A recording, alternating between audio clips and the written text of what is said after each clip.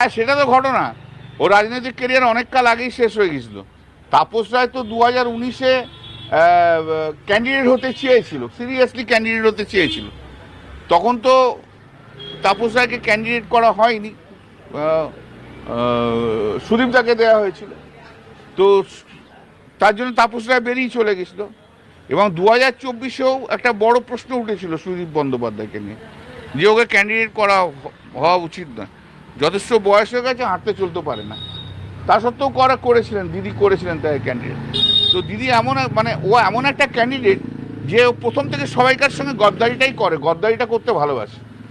আর ওই হুমায়ুন কবির বলেছে না ওকে, ও তো সাইকেল চুরি থেকে আরম্ভ করে গদ্দারিতে শেষ হয়েছে। সে হোক, যা ইচ্ছা হোক, সে ও হবে কি কাকলি ঘোষ দস্তিদার হবে কি শতাব্দী রায় হবে, সেই নিয়ে মারপিট চলছে, চলুক না। আমরা তো বললাম এখন ট্রাম্পের কাছে নিয়ে যাবে, এখন স্পেশাল ফ্লাইট দিয়ে ট্রাম্পের কাছে নিয়ে যাবে, ওখানে ডিনার খাওয়াবে বলেছে।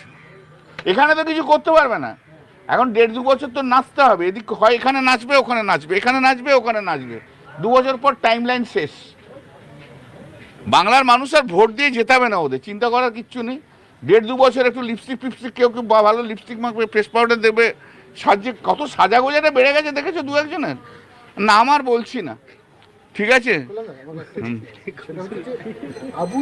যে বলেছিল যে এই যে সায়নী ঘোষ কি একটা গালাগাল দিয়েছিল শুভেন্দু অধিকারীকে, বলেছিল ওর নাম করলেই সারাদিন খারাপ হয়ে যাবে, সেও চলে যাচ্ছে শুভেন্দু অধিকারীর কাছে। যে আর কি করবে, শুধু বলছে যে তো কোনো কাজ নেই, কনস্টিটুয়েন্সির ডেভেলপমেন্ট। আরে কনস্টিটুয়েন্সিটাই তো চিনলি না 2.5 বছরের, ভূগোলটাই তো জানলো না।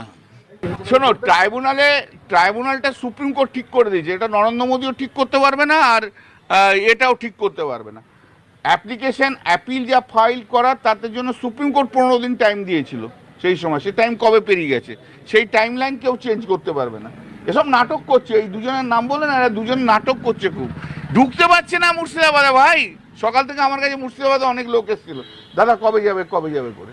তো মুর্শিদাবাদে ঢুকতে পারছে না, বাড়ি থেকে বেরোতে পারছে না, অবস্থা ওদের খুব খারাপ, খুব খারাপ অবস্থা।